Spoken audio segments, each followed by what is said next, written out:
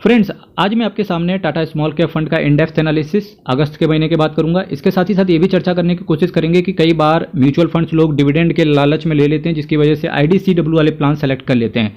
आपने वीडियो के अंदर बहुत सारे यूट्यूब पर वीडियो देखे होंगे जहाँ पर IDCW प्लान के बारे में बताया गया कि चमत्कार हो गया, ये तो म्यूचुअल फंड में आपको डिविडेंड भी मिलेगा।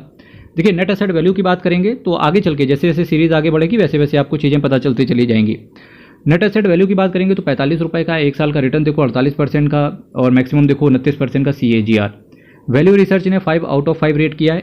इस रेटिंग को लाने के लिए इनको बहुत मेहनत करनी पड़ी है और यकीन मानना बहुत ही कंसिस्टेंसी के साथ इन्होंने पास्ट में रिटर्न डिलीवर करके दिया है। इसके साथ ही साथ 3 महीने का देखो 12% का एब्सोल्यूट, 6 महीने में 22% का, 1 साल में 48% का, 3 साल में इन्होंने पैसे को डबल कर दिया, 5 साल में इन्होंने पैसे को 360% रिटर्न, यानी कि पैसे को 3 गुना कर दिया।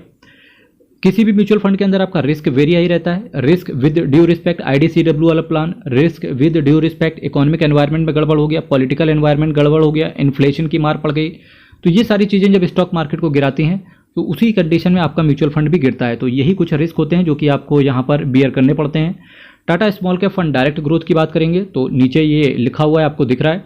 वही एक म्यूचुअल फंड आपको और दिख सकता है एग्जाम्पल के तौर पे, Tata small cap direct IDCW के अंदर आपको डिविडेंड मिलता है। डिविडेंड के अंदर सबसे बड़ा नुकसान कि अगर आप टैक्स स्लैब के अंदर 10 लाख रुपए से ऊपर कमाते हो तो आप 30% वाले टैक्स स्लैब पे पहुंच जाते हो। वहीं IDCW से जो आपको डिविडेंड मिलता है वो नॉर्मल इनकम में आपकी ट्रीट कर लिया जाता है और वो 10 लाख के ऊपर ही वो भी इनकम पहुंच जाती है।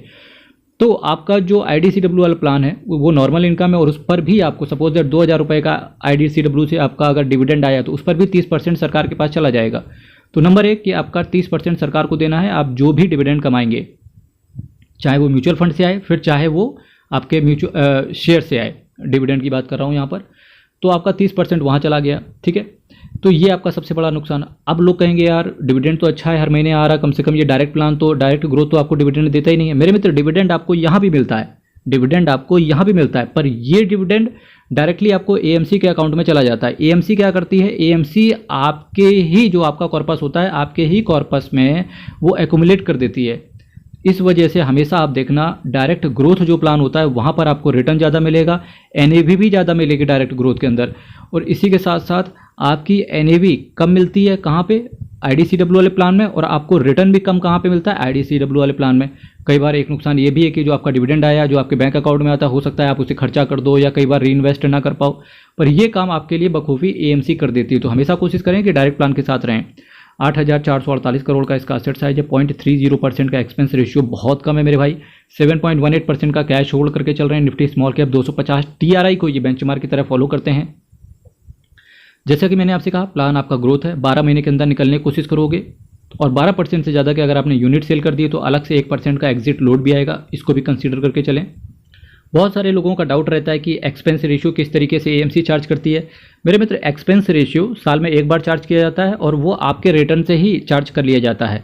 लोग कहेंगे एग्जिट लोड से रिलेटेड क्या होता है? एग्जिट लोड कब चार्ज किया जाता है? एग्जिट लोड केवल उसी कंडीशन में चार्ज किया जाता है जब आप इनकी कंडीशंस ब्रेक करें। इस केस में कंडीशन ये है कि अगर आप सिंपल है इस म्यूचुअल फंड के अंदर एंट्री किए और जस्ट 1 साल के अंदर अगर आपने इस म्यूचुअल फंड को खाली किया तो 1% का एग्जिट लोड आएगा। अब लोग कहेंगे 1 साल के बाद कोई एग्जिट लोड नहीं आएगा, सिर्फ एक्सपेंस रेशियो आपको पे करना पड़ेगा और बस चलने दो। लेकिन हालांकि आपके पास ब्रोकरेज भी पड़ती है, STT भी लिया जाता है, तो ये सारे वैसे के वैसे पड़ते रहेंगे। बात करेंगे किन किन सेक्टर के अंदर इस म्यूचुअल फंड ने पैसा डाला हुआ है, तो देखिए financial services, capital goods, chemical, health care, consumer staples, metals and mining, material, technology, construction, textile, automobile, consumer discretionary जैसे कुछ दिग्गज सेक्टर में इन्होंने इन्वेस्टमेंट कर रखा है। बात करेंगे किन किन शेयर्स के अंदर रुपए है, तो यहाँ पर देखिए यहाँ पर BASF India, Kirloskar Pneumatic, QS Corp, IDFC Limited, Elantas Beck India, CE Info Systems, Time Technoplast, Gujarat Pipavav, Radico Khaitan, Gujarat Godrej Industries, UTI AMC, Redington Limited, Honda India Power Product, KSB, Netweb Technology, CIE Automotive, Keystone Realtors, Green Ply Industries, Wonderla Holidays, Suven Pharmaceutical, DCB Bank, Krishna Diagnostic, Anantraj, Gokaldas Export, Finolex Cable, Carborundum Universal, Agrotech, Health Care, Global Enterprise, Nippon Life India AMC, Samhi hotels, Hikal, shoppers stop, ask automotive. अगर किसी बंदे ने यहाँ पर जो भी video देख रहा है आज की डेट पे, अगर शॉपर्स स्टॉप पे शॉपिंग करी है तो कृपया अपने रिव्यू दीजिए शॉपर्स स्टॉप को लेकर के। उनके पास प्रोडक्ट किस तरीके से हैं, जो भी प्रोडक्ट सेल करते हैं क्या वो उनके अंदर क्वालिटी है, अगर ऐसा है तो ये शेयर ऊपर जा सकता है। क्यों है ऐसा बता रहा हूँ, क्योंकि जब भी आप कंजम्पशन से रिलेटेड शेयर्स को खरीदते हो तो एक बार उस कंपनी के पास जा करके, यानी कि उनके जो स्टोर हों या उनके जो मॉल्स वगैरह हों, उनके प्रोडक्ट को यूज़ करके जरूर देखें। जैसे ब्रिटानिया है, आप उसके बिस्किट को देख सकते हो। आईटीसी है, आप उसका आटा दाल चावल कुछ खरीद सकते हो। टाटा है, उसका टाटा कंज्यूमर का शेयर ऑलरेडी लिस्ट है। तो ये चीज़ें आप देख सकते हो। आईटीसी है, आप उनके होटल्स में जाके स्टे कर सकते हो और देख सकते हो क्या वेल फैसिलिटीज़ है।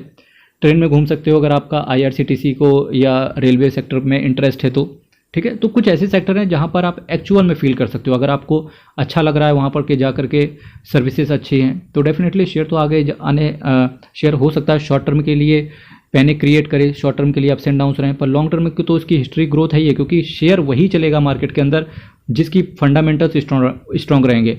और फंडामेंटल्स उसी कंपनी के स्ट्रॉन्ग रहेंगे जहाँ पर आपको ग्रोथ देखने को मिलेगी, और ग्रोथ आपको वहीं देखने को मिलेगी जहाँ पर कंज्यूमर का इंटरेस्ट रहेगा।